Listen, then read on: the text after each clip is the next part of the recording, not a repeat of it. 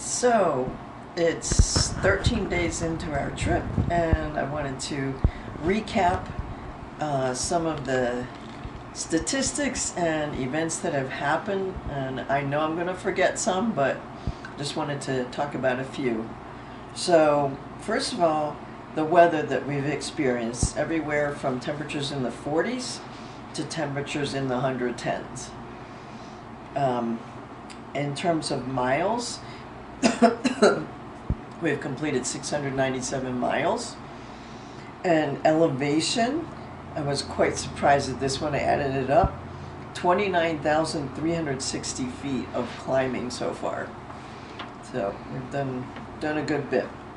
And then I also wanted to go back and recap some highlights from the various days. So the very first day included a very jarring descent down to Harrah's Casino, a terrible road, and it was really, really steep, and I actually had to stop a couple of times to collect myself because it was harrowing. And then after that, in the heat, I decided I had to do the ascent that I knew was coming before the next morning or I wouldn't be able to sleep. So I did a 4-mile ascent. It was quite steep, from Rincon towards Lake Henshaw. The second day, the big highlight was the descent to Borrego Springs. It was simply magnificent and thrilling and beautiful.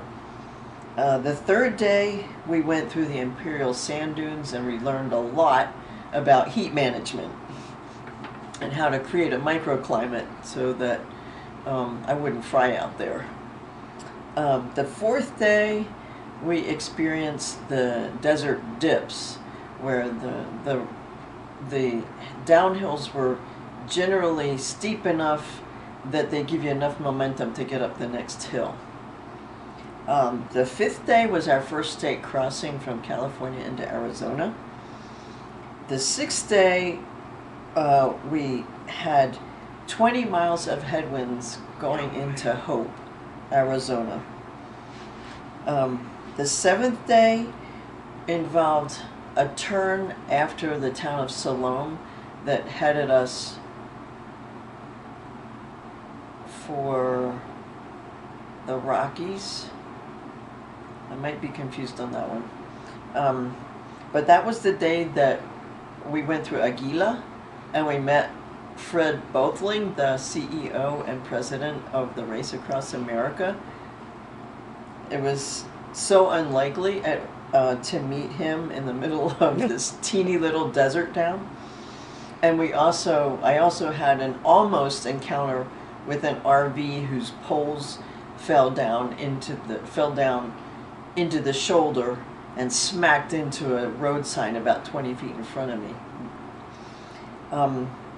The next day, the eighth day, was we did the Yarnell climb, and also found a bike shop in Prescott that put my bike back together, even though I didn't know it was broken.